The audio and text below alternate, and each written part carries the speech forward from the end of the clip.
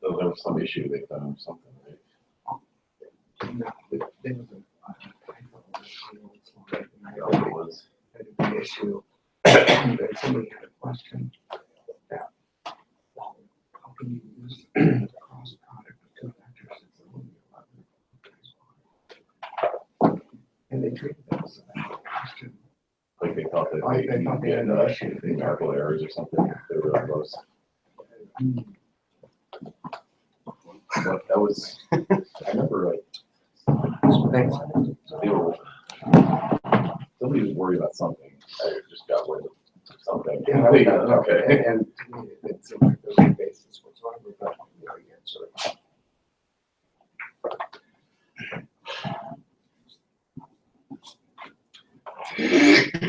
Had to do with the savvy reference vector about the rotation. There are programs up here and name tags. I myself will do one in case you don't know.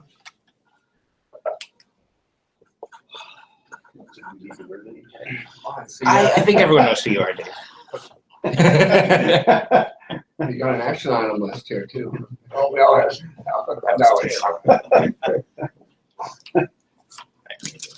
Terrible. Brings back memories of like the next days when we had the CDRs and PDRs and everything. You'd have the, you know, the stacks and stacks of paper. You know, it was just like PowerPoint. Well, it was actually no PowerPoint. It was just the view graphs, you know, to put on and and we had the action item forms. So you read all the items at the end. And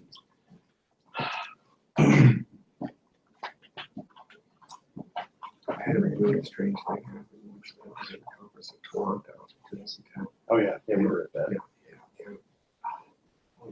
I was so impressed by something I saw back in Ponce, for them in Puerto Rico, Yeah. about 7 years earlier. Yeah, Yeah. So That was, I stayed on water. I'm not sure it was an AFRL, whatever, it was an Air Force Associated Matter. There was a whole bunch of projector on there. They didn't have any lights, they couldn't switch out. So he was about 3 minutes, 4 minutes into his presentation slot. He says, I'm just going to go for it. Yeah. So he verbally went through, he says, on the second slide in the lower left corner, I will be showing you the diagram. There are programs and name tags up there if you would like, Yeah. although Yeah. feel free to just introduce yourself and see how that goes.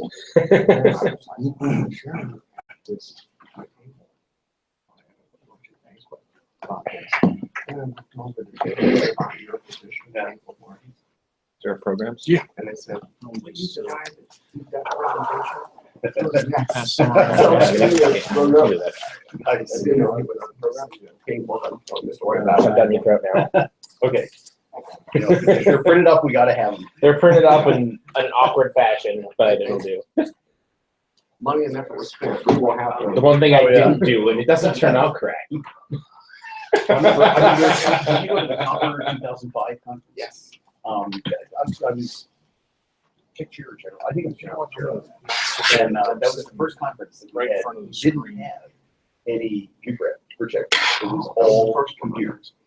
And I remember the first Monday morning, first sessions are going, and everybody started up, and Sapola was in the third room.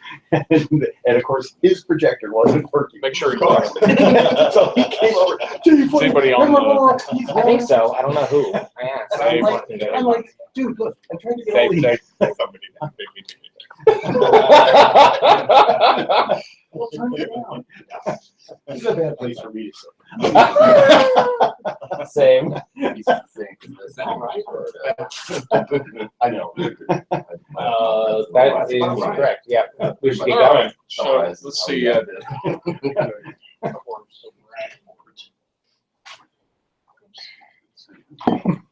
I had more heavy complaints than others. Peter's coming. He was here. Else down there? Peter and- Hotel. All right. I didn't think about it. Proximity to mountains, snow, running paths. That's pretty appropriate right there.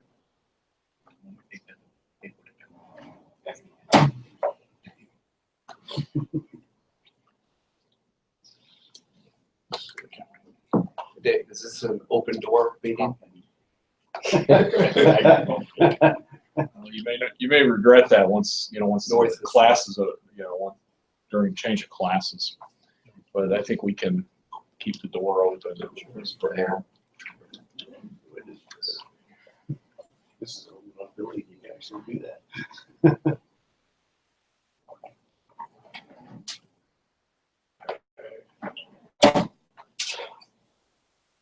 We'll go ahead and get started, I guess. Okay, well, welcome everybody to Penn State. Those of you that are here all the time, good morning. Those of you that have come back, welcome back. Those of you that have been here for the first time, welcome to Penn State. I'm David Spencer, and I'm one of the faculty here. And I think before we get started, we got such a small group here. We can just run around the room and just kind of everybody can introduce themselves and just tell us where you're from. Bobby, I'm Nelson. I'm here. Puneet Singla. I'm now here. New addition. Ryan Wiseman, Air Force Research Lab, Space Vehicles Director. I'm Zach Hall. I'm one of Puneet Singla's students. I'm David Giro. I'm a master's student at Dr. Mountain. I'm Peter Scarcello, Dr. Spencer student. yeah, Okay. Hi, my name is Guangwei He, and I'm current PhD student advised by Dr. Melton. I'm Vitor. I'm from Brazil. He's a friend of mine. So my name is Davide. I'm a PhD student of Dr. Spencer. My name is Michael. I'm an aerospace engineer at AI Solutions. My name is Johnny, and PhD student of Space Sciences. I'm Chris Scott, former student, grad student at DPL. Marty Ozemic, also a former student here with this guy, and we share an office over at APL in grad school at Purdue. I'm Dave Villotto. I was a student a long, long time ago. So just visiting here. I'm Jason Reiter. I'm a student at David Spencer's. Jim McAdams. Dave Spencer was best man in our wedding. Trivia. Ask what year? 85. 1985, yes. And from kinetics and space navigation. Might also say Jim and his wife were my oldest son's godparents. So my oldest son who just turned 32. So we're dating ourselves here, Jim. I'm Dave Rohrbaugh, AI Solutions Systems Engineering. Great. Well, welcome everybody to Penn State. This technology will work. Yeah. For those of you that may not be real familiar with our department, just tell you a little bit about our department. We'll hear some more from our department head. Will be joining us for lunch today. We have around 20 faculty. It depends on how you count research faculty and such. But we actually had a little bit of a hiring burst this past year. We hired three new faculty. So we had 3 new faculty, including the department head, start in August. The department is probably the biggest research group in the department is the Rotorcraft, the vertical lift center of our Rotorcraft Center of Excellence, and they're probably. Oh, there's probably about, I would just say, a third of the department are probably associated with them. And so they have a big, and that's been a program that's been going for about 20 years now. Flight science is another area that we have underway. Wind energy is a program that we started probably about 7 or 8 years ago. And so it's an area that's growing, and we've got an active research program in that.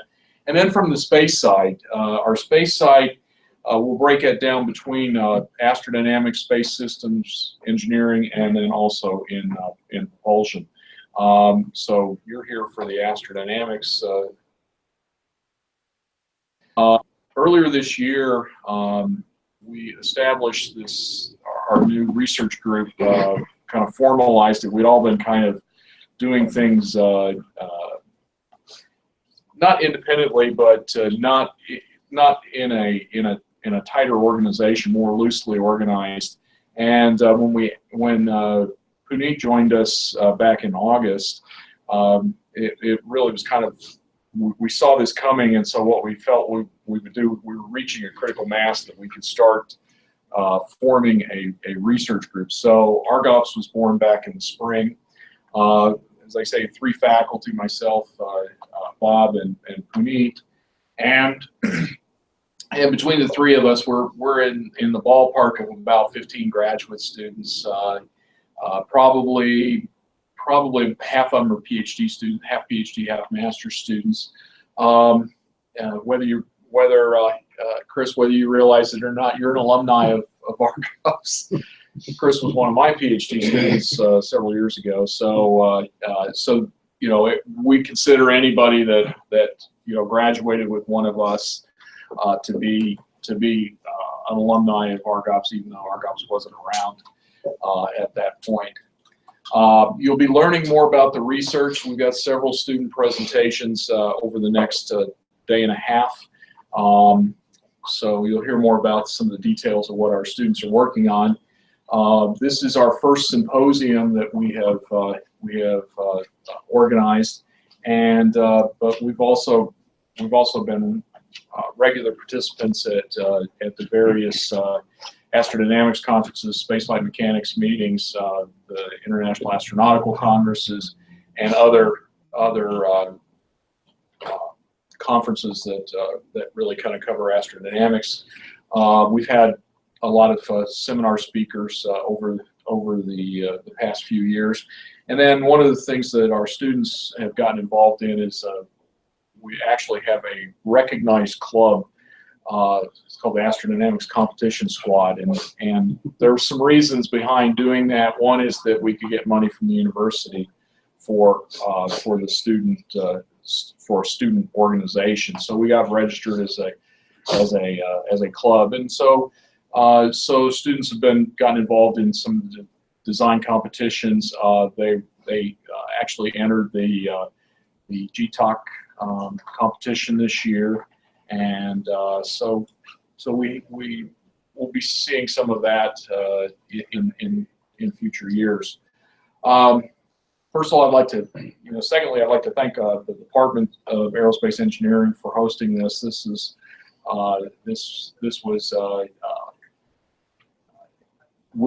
has been made possible by our department head, Amy Pritchett. She'll, as I say, she'll be joining us for lunch. So one of the reasons, so she's providing the food and or funding for the food and the donuts and lunch and things like that. This is going to be a relaxed environment, so we're not really going to, this is not formal. If you have questions through the day, feel free to jump in and ask questions during the presentation. We're doing presentations all day today and then up through morning tomorrow till late morning tomorrow. Both faculty, students, and our guests are going to be presenting. We have 2 class seminars today. The day goes on and classes are in session. So at Bob's class at 10:10, Dave's going to be giving a presentation to his. It's a junior level introduction to astronautics course, and so that's at 10:10. And both of these seminars, you're all welcome to come and join us there. If you don't want to come, you're going to go wander around. That's fine too. We're just going to be breaking at about what time, 9:45-ish or so, something like that, to be able to and Bob's class is just a couple buildings over. This afternoon, after lunch, we're going to have, I think, a presentation, or maybe that's right after lunch. We're going to have a second class. Mine and Puneet and I are co-teaching a spacecraft design class. Jim McAdams is going to be giving a presentation to that class. So again, you're welcome to do this. We're going to have lunch. We've got breaks. You found the coffee and donuts and bagels, and we're having Panera box lunches today. And then this afternoon, after the spacecraft design course, we're going to come back here, and we've got Jason picked up some creamery ice cream. So if this is your first time at Penn State, the creamery is actually very famous. This is where Ben and Jerry learned how to make ice cream. So that's it's very good. And then tonight, we invite you to join us for dinner. We're going to a restaurant called the Tavern. It's probably about 3 or 4 blocks just down on College Avenue. You can't miss it. Tomorrow, we'll be wrapping up by I think around 11:30, something like that. And so because of the symposium, the football program scheduled the football game to kick off at noon. So they checked with us, and we said, yeah, that's okay. So we're actually having a football viewing party starting at noon over at the Federal Tap House. If you haven't been back and you see this big tall building over just kind of a block over, Federal Tap House is right above Target in that building. So we're going to be there's also a hotel there for some of you. I think some of you are staying there. So that's our agenda for our plan for today.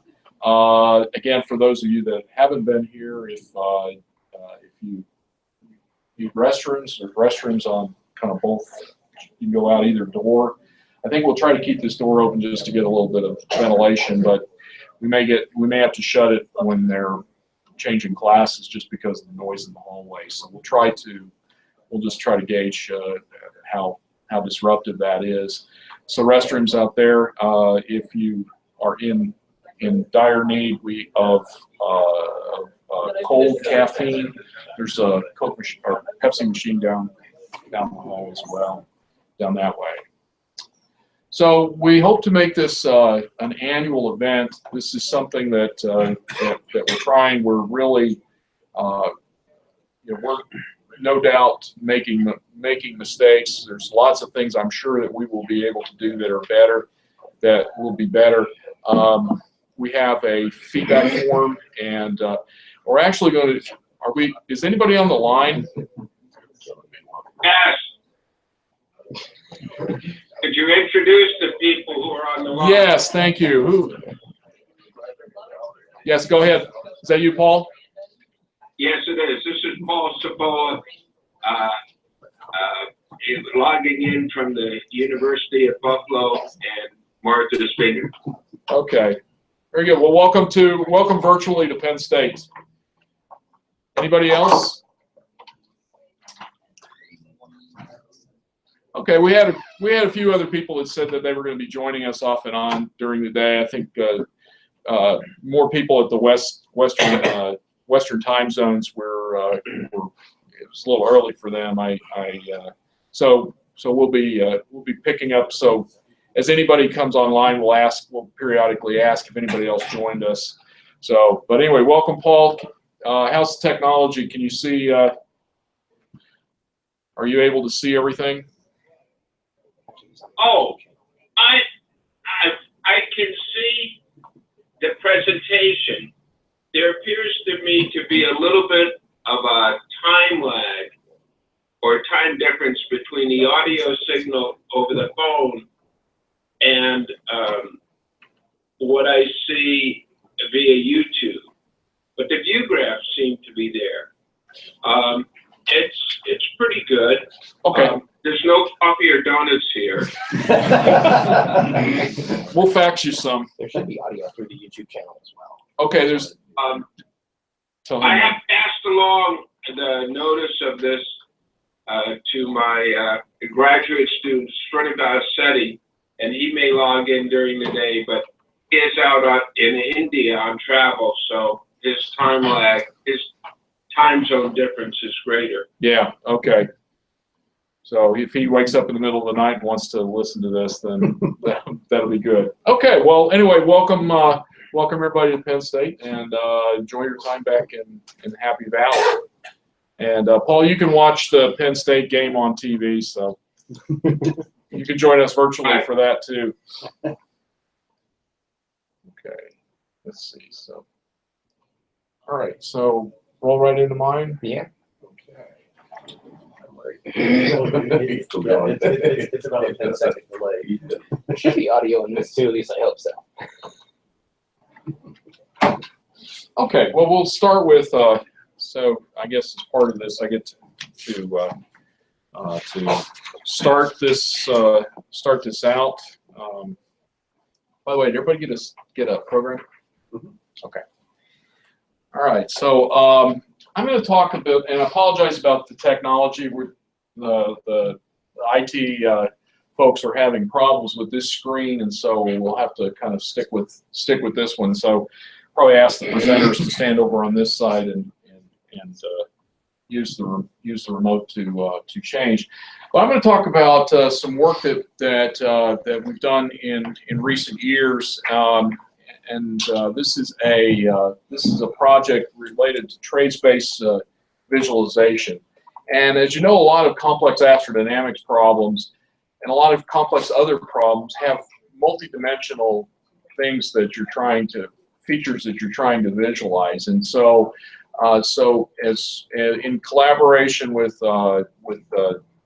Penn State's Applied Research Lab and with another faculty over in mechanical engineering, we've been doing some work in this in the subject of trade space visualization. I'm going to talk about some of the work that we've done in spaceflight engineering design and what we've been able to do. So talk a little bit about our software and the software that we've actually developed and is commercially available. It's called ATSV, ARL Trade Space Visualizer. I'm going to talk a little bit about three types of problems that we've addressed: trajectory optimization, interplanetary trajectory design, and spacecraft design, and then wrap it up with summary and conclusions. So what you are doing is you're making decisions in multi-dimensions, and so you have a multi-objective decision-making process that you're going in. And so you can apply this to a lot of other things that you do in everyday life. You go to a restaurant and you've got multi-objectives. What do I feel like eating? Do I want this or this? Do I want this or this? You can go out and you buy a new car and you say, well, what do I want? What features do I want on it? What color do I want on it? You've got a lot of decisions that you can make. And so what the visualization does is it allows you to use this as a tool to examine that whole trade space of options that you have. And so we're looking at the using this then to increase the effectiveness of the optimization process that we're going. So as part of this is also something where you're taking into account the user's intuition, the user's desire about what they want. They may not know exactly what they want until they come up to that point where they have to make that decision. So it's a designer in the loop type of process that we're doing. So this is what we're doing. As I say, this was developed at Penn State's Applied Research Lab, and it's really meant for conceptual design aspect of this.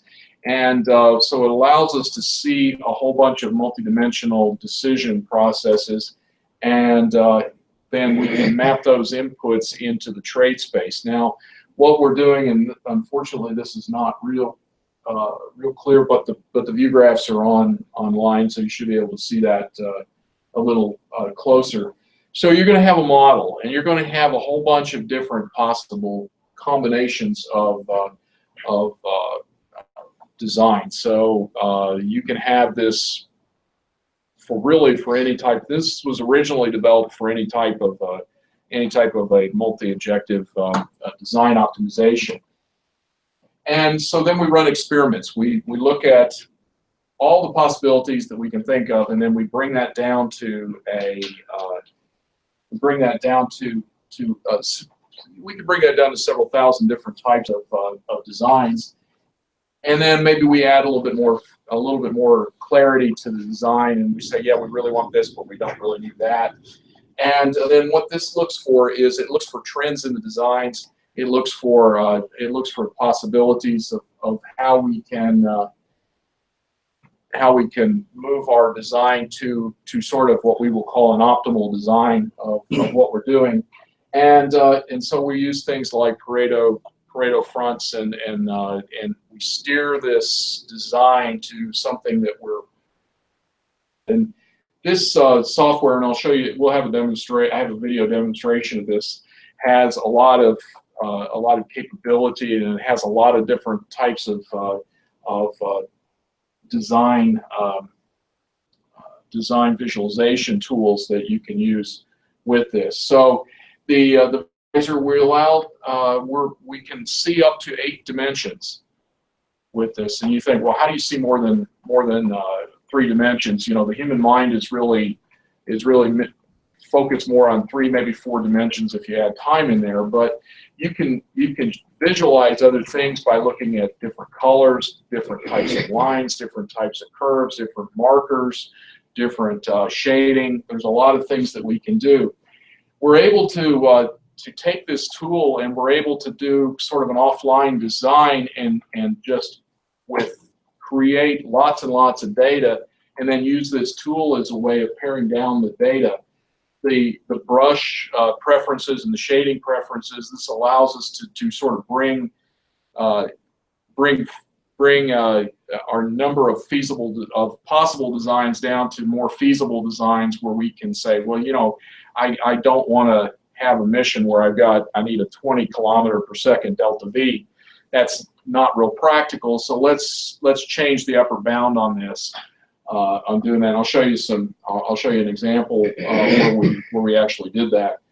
And then this was developed in Java, so it's very hands-on. It's very intuitive, and it's actually readily available to anybody. And so here's some of the different types of visualizations that you can do: glyph plots, scatter plots, parallel coordinates, histograms, bin plots, just a whole lot of different types of things. So you can turn these on and turn these off depending on what you're trying to visualize. So the 3 problems that we worked on, and these were research projects that I did with 3 different graduate students. We looked at a trajectory optimization problem, an interplanetary trajectory design, and a spacecraft design problem. And so I think this kind of shows a variety of astrodynamics type problems that we can do. So for the trajectory optimization problem, we were looking at a constant acceleration LEO to geotransfer. And so there were some well-publicized, well-published test cases that were wrung out pretty well. But if you've ever done any of these types of problems, one of the difficulties is finding initial conditions for the adjoint variables in the optimization. And so the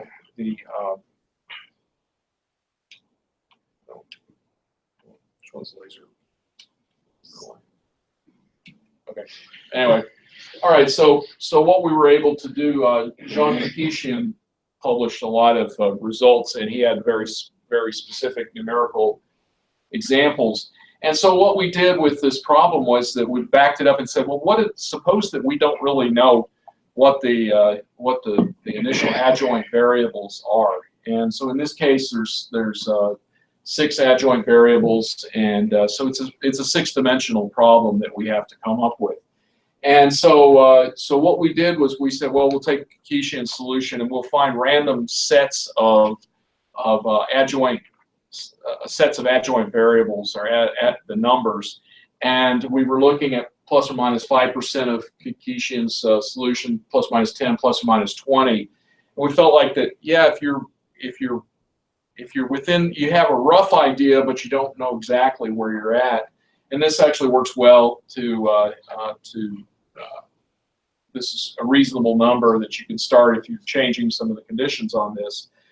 And so what we found was that we were able, with any of these spreads, that we were able to take this, run a whole bunch of different cases, and then use the visualization aspect of this to help us narrow down. And so everything we did, we were able to converge towards the known optimal solution. So it was one of those things that you know what the solution is, so the one way to test it is to see if you can reach that solution. And fortunately, and it actually worked. So it was very it was very helpful to do this type of a study.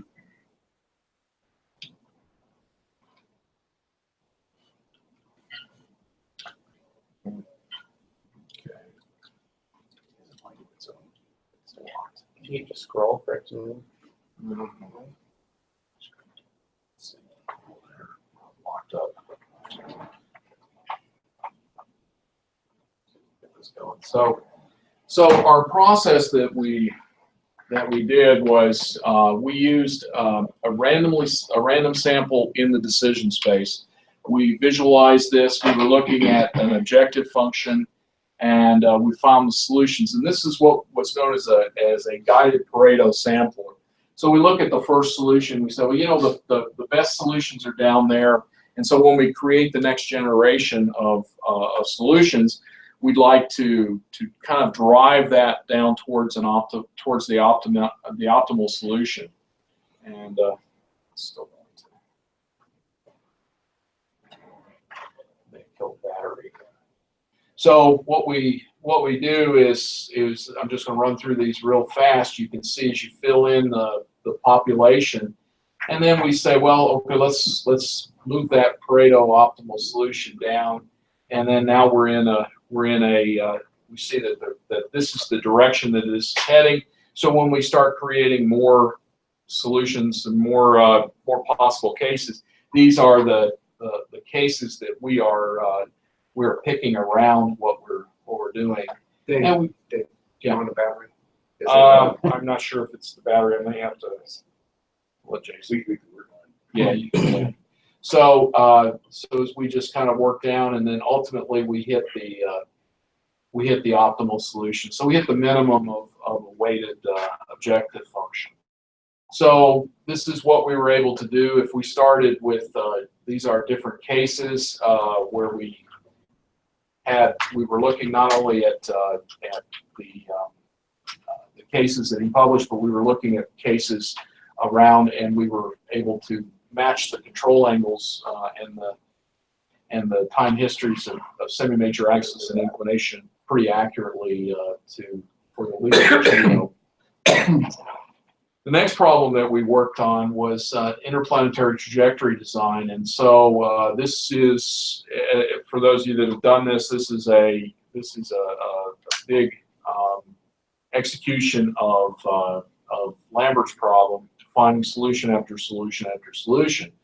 And right now, what we do with traditional pork chop plots that are done for this are more of a set that's generated for circle-to-circle type transfers. But what we did was we added some other things in there. We were looking for elliptical orbit to elliptical orbit transfer in that.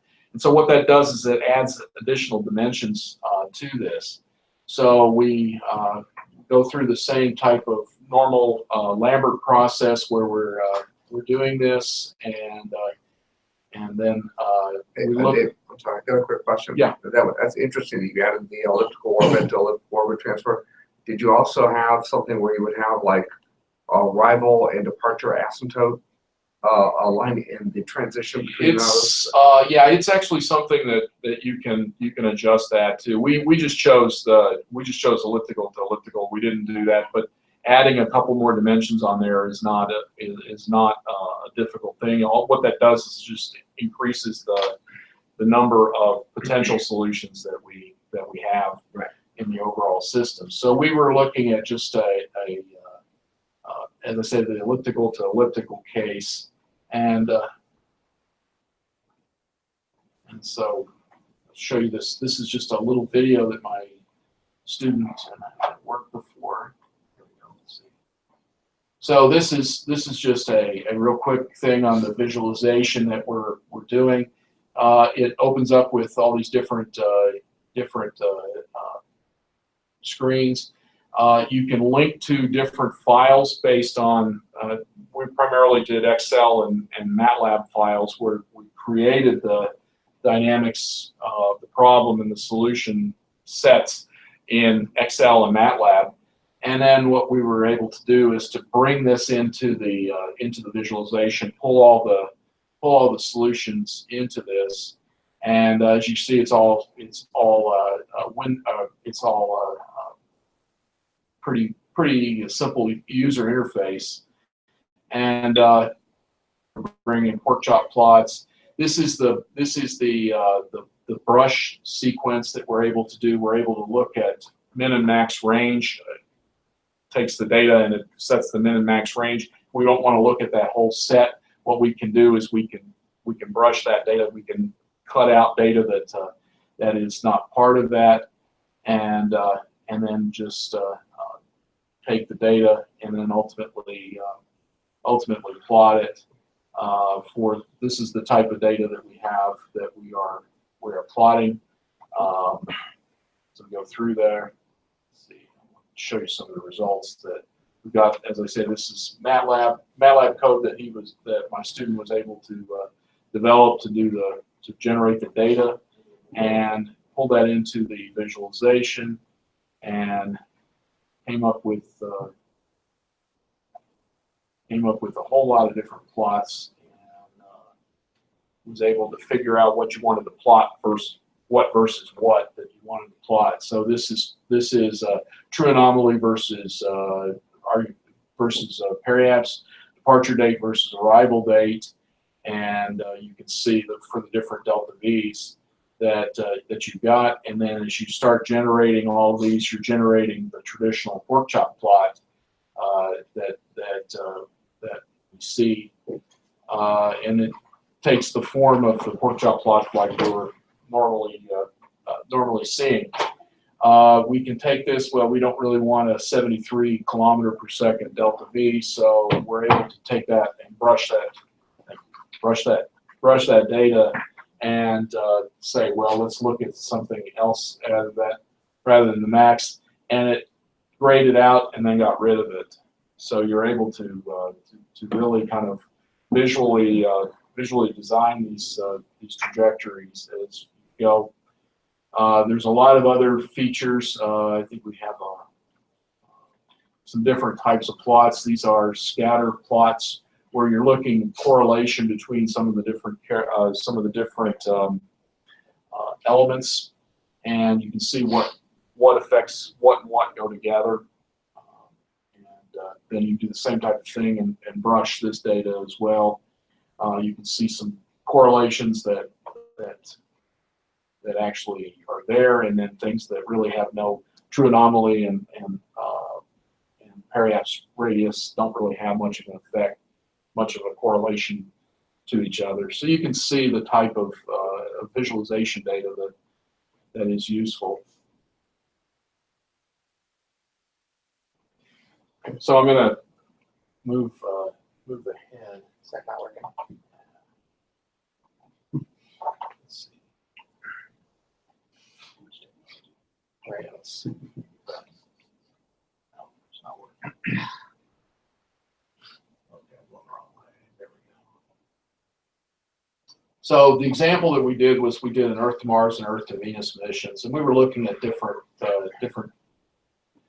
arrival and departure dates, ranges of arrival dates and departure dates, and ranges of periapses and true anomalies and eccentricities.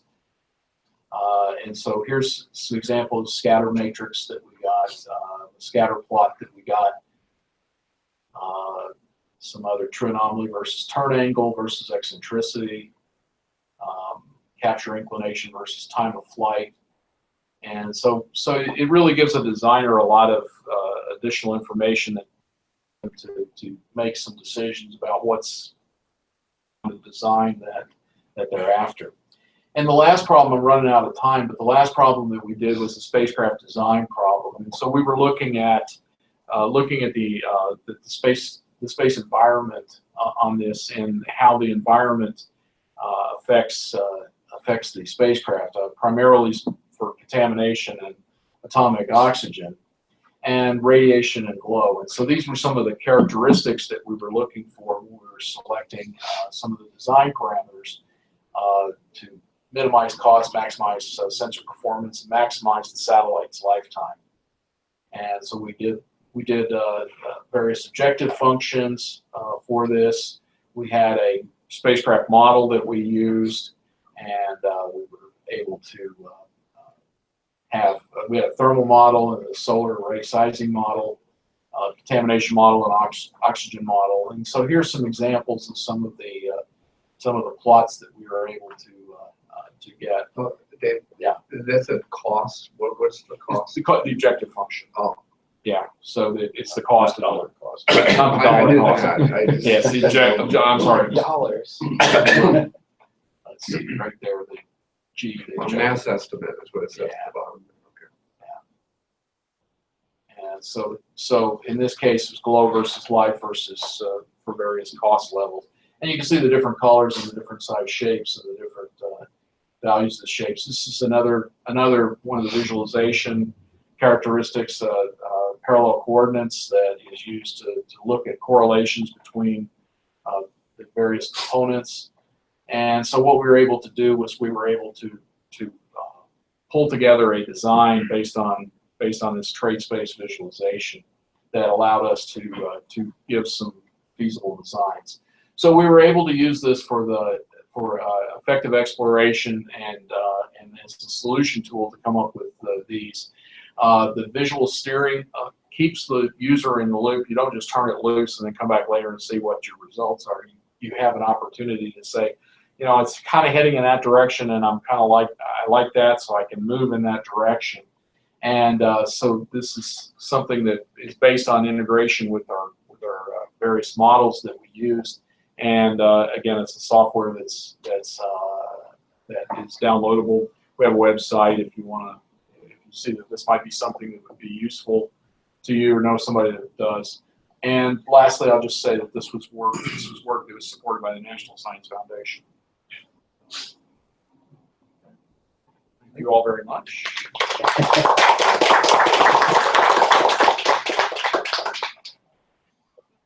What happened? I don't know. You broke everything. I broke everything. This is a wireless charging mouse, so maybe that'll charge this one. Maybe that's what. I got this one from Mark, so you think it'll work. Okay.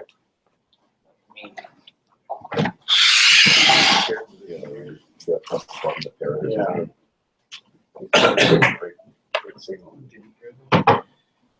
Maybe it needs a new battery? Is it paired to the computer? It should be. I heard a noise.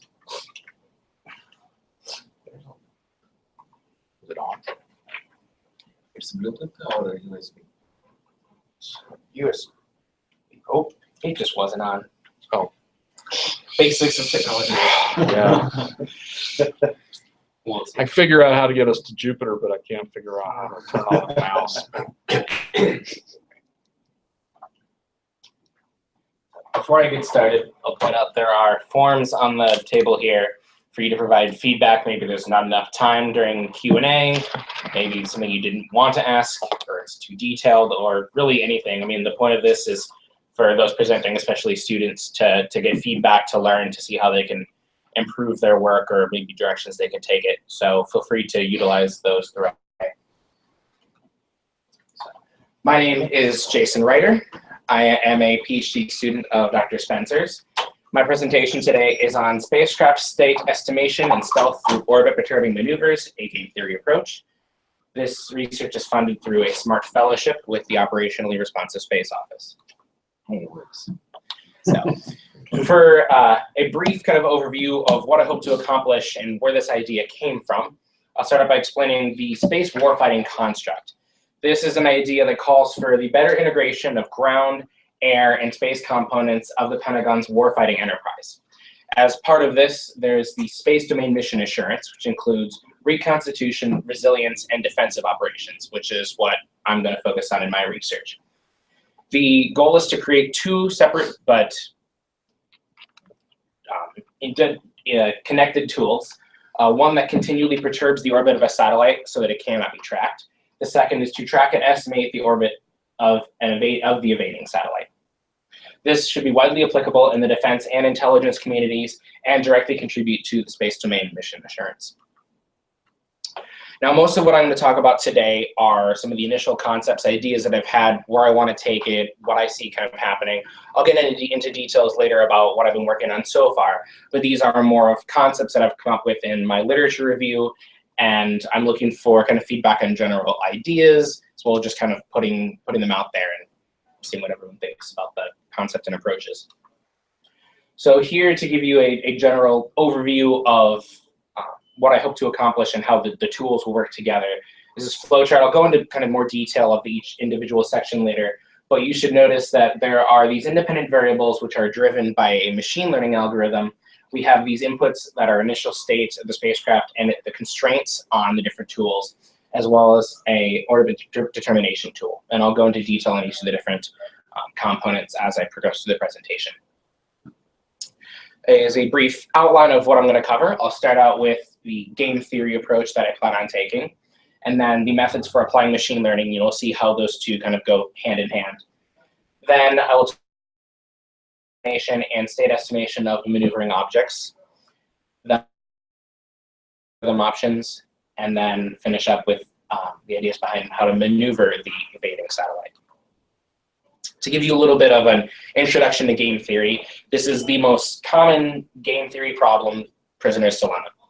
In this scenario, we have two different prisoners, and they have two options. They can either confess, or they can remain silent. They can essentially turn over their partner. So in this scenario, if both people confess, they each get 5 years in prison. If they both remain silent, they each get 1 year. However, if you turn on your accomplice, you go free and they get 20 years. So the idea behind this is what's the optimal move? Can you trust your opponent?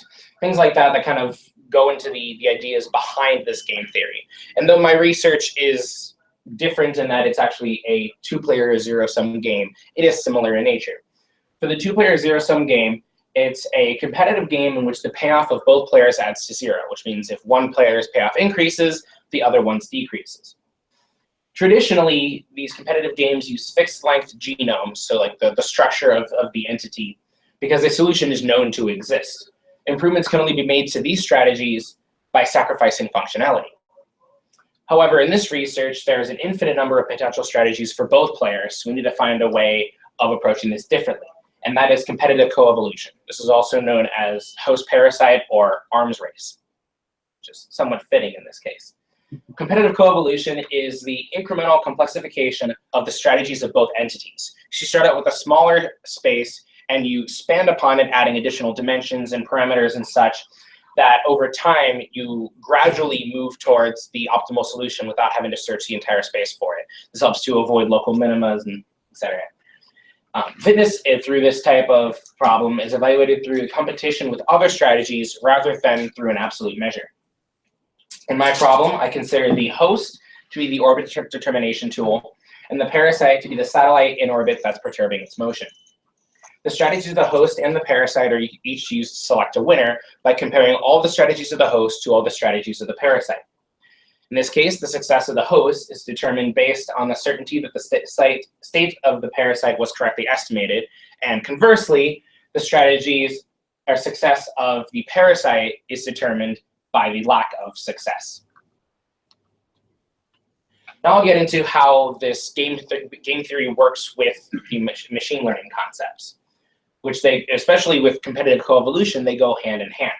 To give you kind of a brief overview of machine learning, you'll see here an example for how a deep neural network sees. So it has an input, which is a picture of this Audi A7. Now in this case, this is a supervised learning technique, but it takes this image, identifies straight lines, then takes another layer which identifies the curves, another one that identifies details, and as it goes through these layers, it can then determine that this is the Audi A7.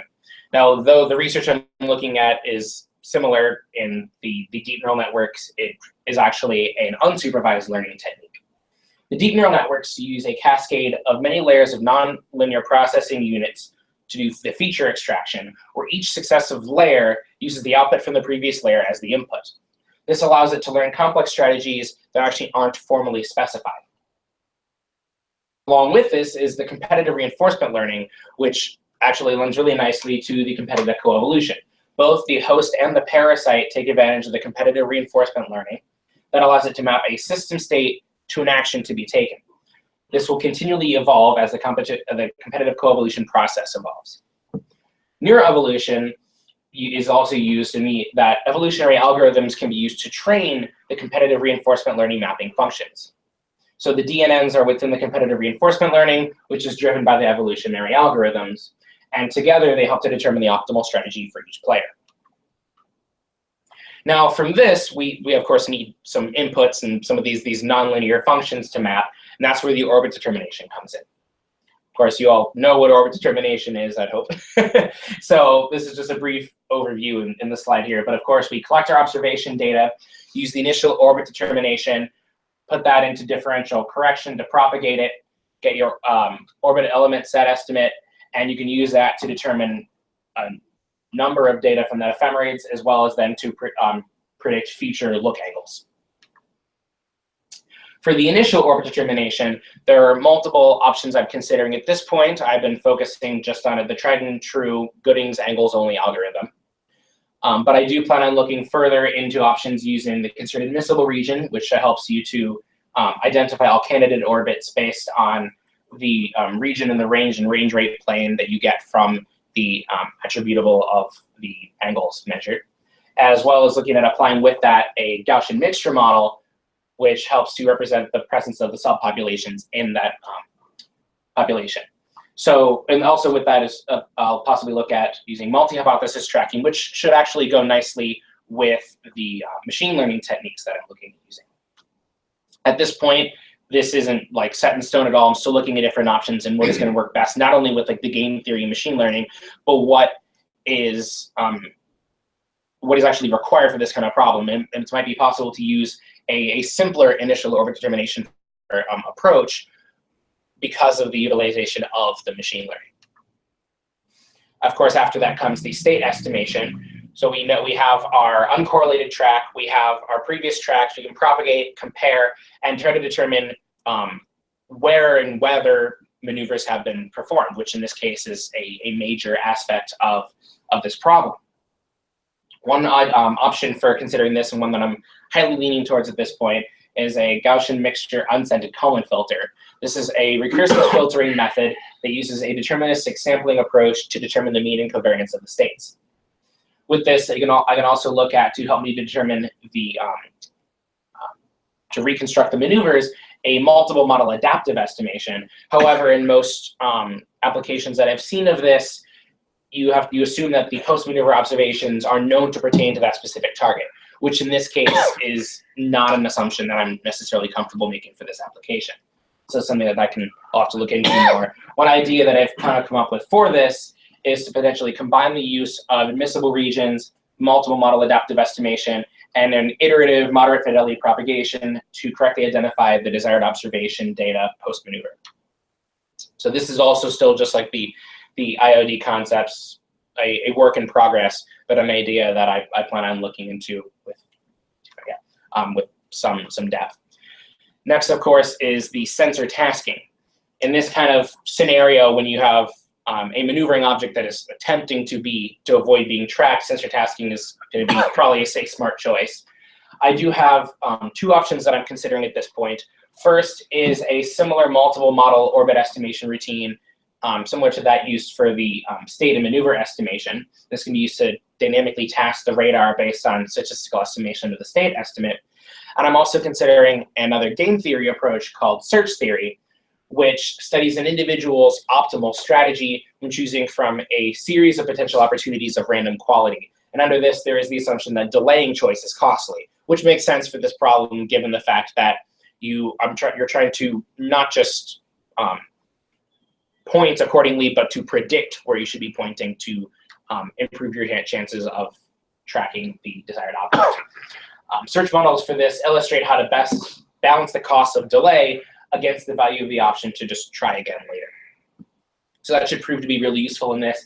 And there might even be a way of kind of combining these two different options together with the machine learning and game theory approaches.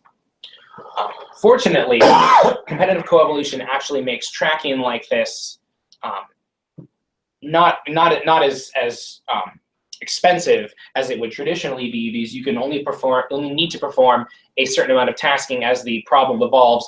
It can increase the amount of tasking until it determines that you've reached the minimum amount to actually succeed and become the winner of the scenario.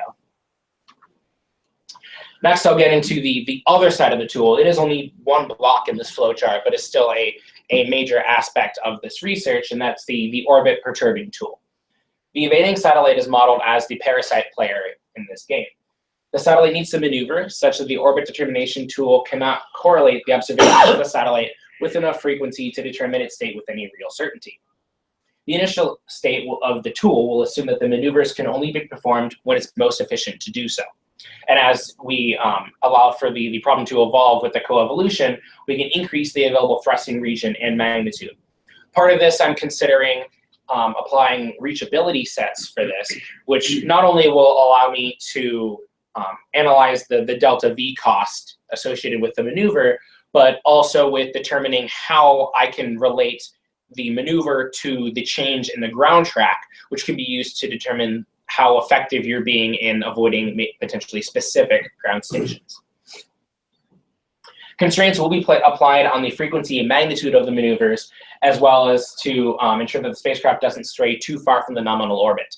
And between different iterations of the tool, not within the evolution process, but with different runs, I can change this to see how these changes affect the outcome and what kind of requirements and constraints need to be placed for a spacecraft to be effective in their maneuvering strategies. The result of this machine learning under these constraints will provide a tool for perturbing the orbit of the satellite such that it can't be tracked. Now, I have made some decisions based on these initial observations and ideas that I've had. First, of course, is that objects in GEO are much higher interest, so I'll only be considering GEO spacecraft for this. Additionally, I'm considering allowing for the SSA data to be collected from stratospheric balloons, low Earth orbit, pretty much anything that's not on the ground. This will allow me not only to kind of just expand and visit all options, but to maybe even provide some analysis on the benefits of these type of spacecraft or satellites.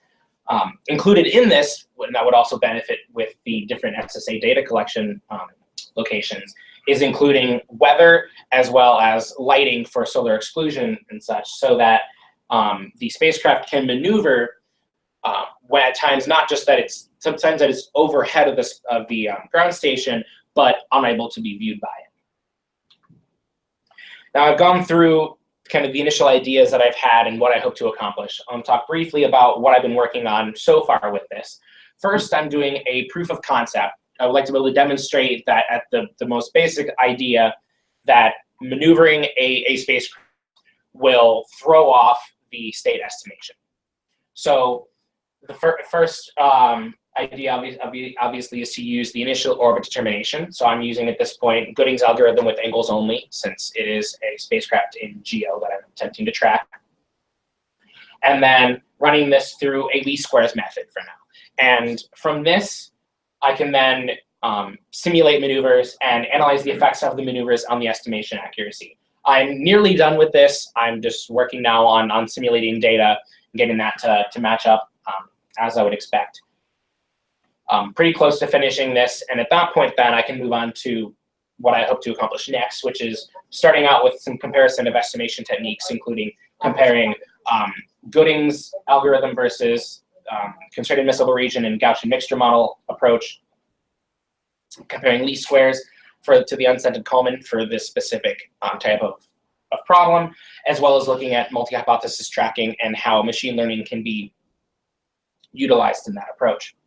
Next, I'll also be looking at determining the validity of using reachability in this kind of problem. There is a large state space, but the specific approach I plan on taking in the application of it might allow for this to be actually rather useful for this type of problem. And then I'll also explore the 2 different sensor testing options, and at this point specifically search theory, since it allows me to utilize more of the game theory approaches for the astrodynamics applications. In summary, so in the attempt to better improve the defensive operational capabilities of U.S. assets, a tool will be developed that can continually perturb the orbit of a satellite such that it is untrackable by nations that may wish to disable it. This will be accomplished through the use of competitive coevolution game theory when applied to deep neural networks to test the viability of the tool against an evolving orbit estimation tool designed to track it. What will result is 2 separate tools, one of which likely more capable than the other, but both of use in the defense and intelligence industries when applied to real-world space architectures. They will directly contribute to space domain mission assurance efforts. Any questions? Yes. Hey, Jason. So do you have an idea of what the trade-off is between like how far you need to perturb your orbit so that you're not detected versus how far you're able to perturb your orbit, like mission requirements wise?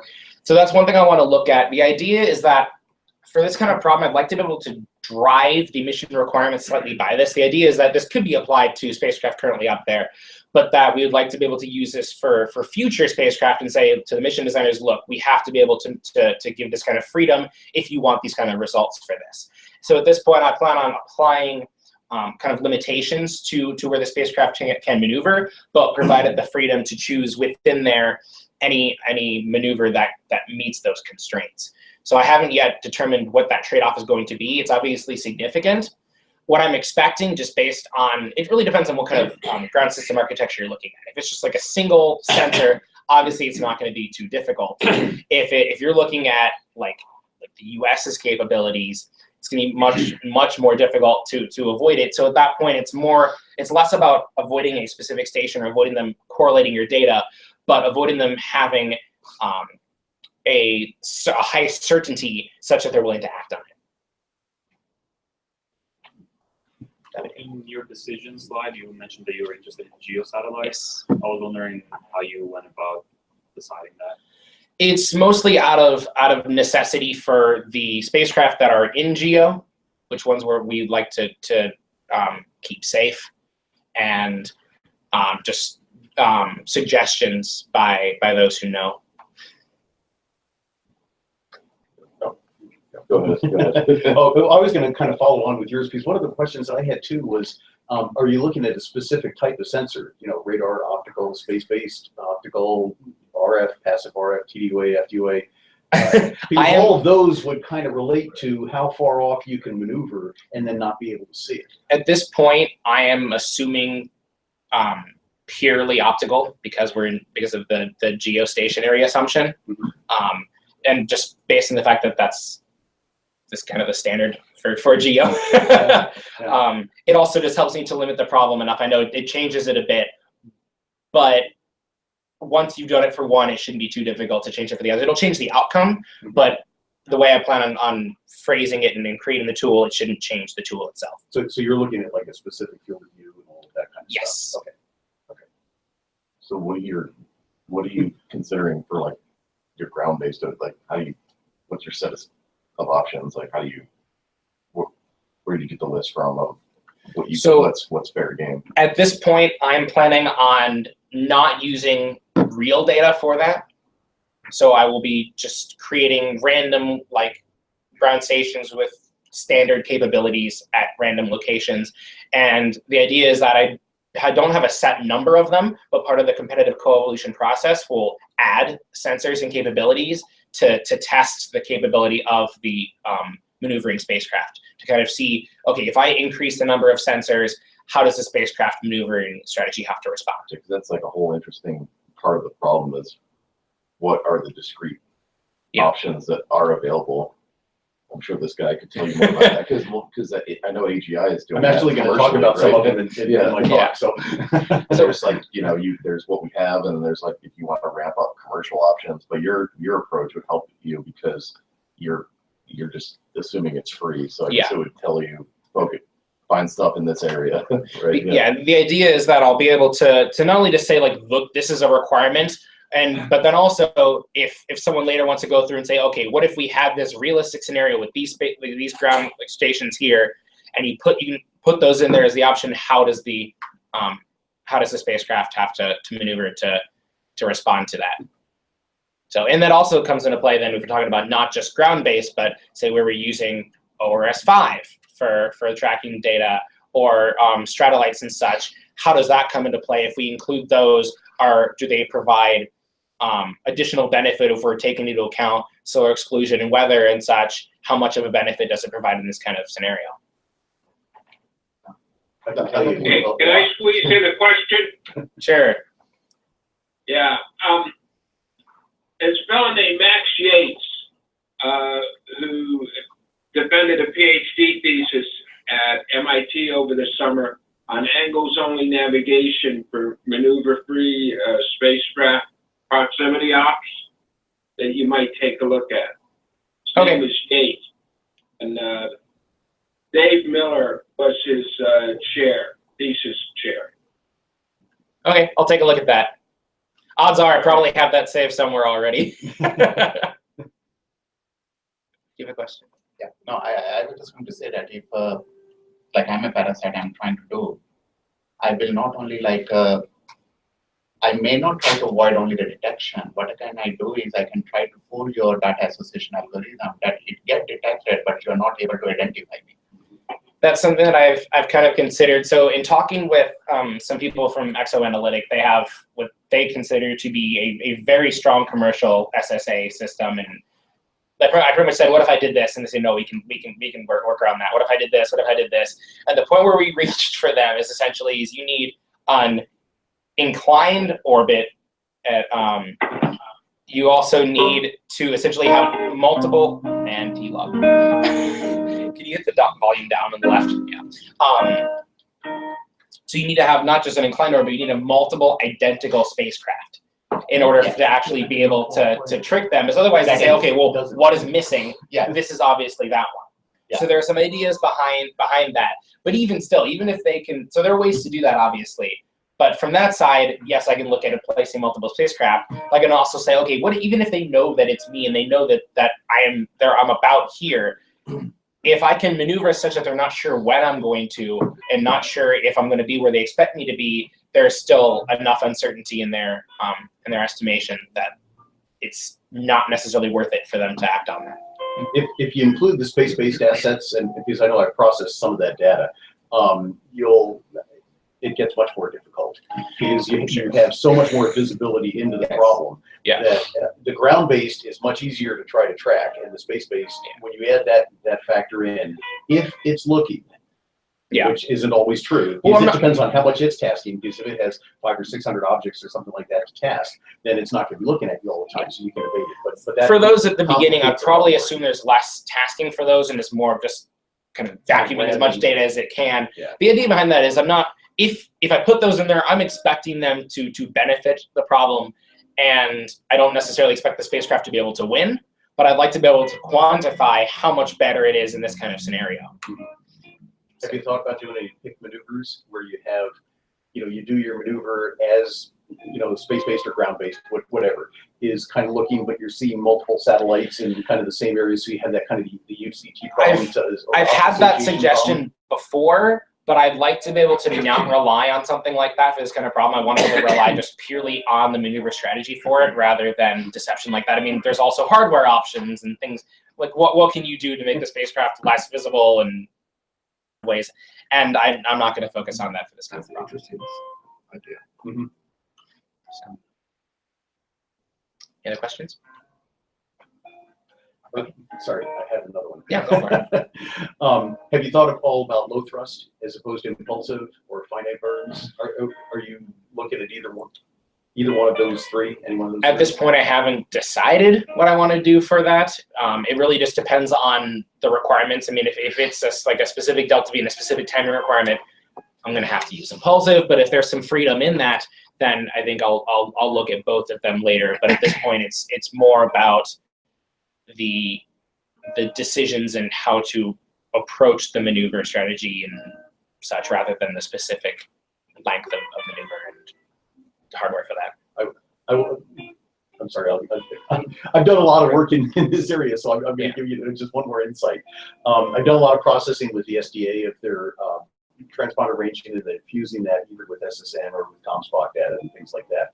And what I found is that with our maneuver recovery and characterization tool, we can find it very easily when it's impulsive or finite burn. You know, that's pretty easy to, because it tracks off and you can see it. With the electric thrusts, which I've done a lot of processing on that, you know, 2 to 4 maneuvers per day or something like that. Those are more difficult to find. Yeah. Satellite very much, you can basically track through a lot of them.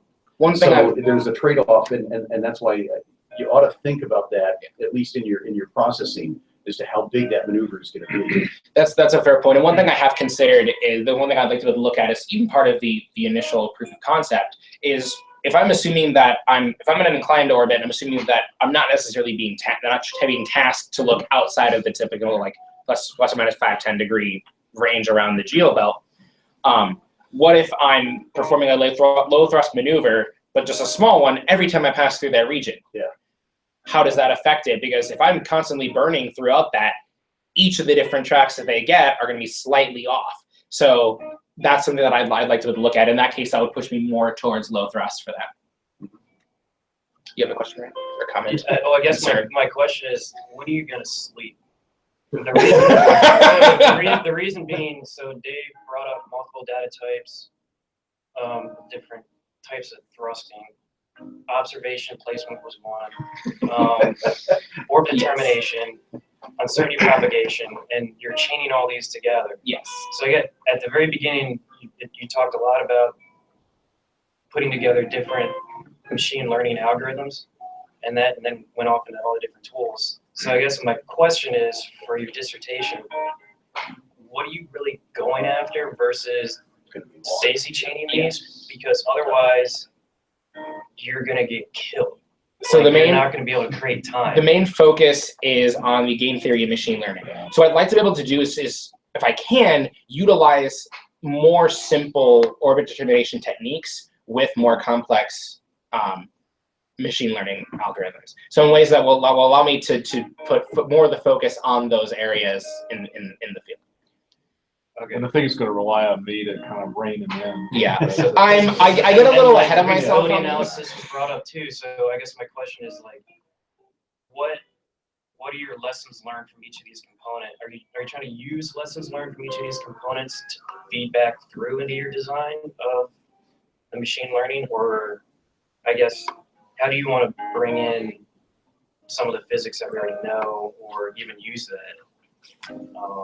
Because I mean, otherwise, right, you have this gigantic tool that's all going to be chained, and it's just like brute force runs, I guess. So the idea is that I would start out with a simpler problem and provide bounds and variables that the machine learning is allowed to use for the competitive coevolution, and it will kind of end up putting itself towards that optimal path by changing those for me. So I'd like to set it up such that it utilizes somewhat of a chain of different things as far as like the orbit determination and sensor tasking and such goes, keeping those as simple as possible for the inputs for the machine learning, but that the lessons learned from it will be taken into account in the evolution of the algorithm.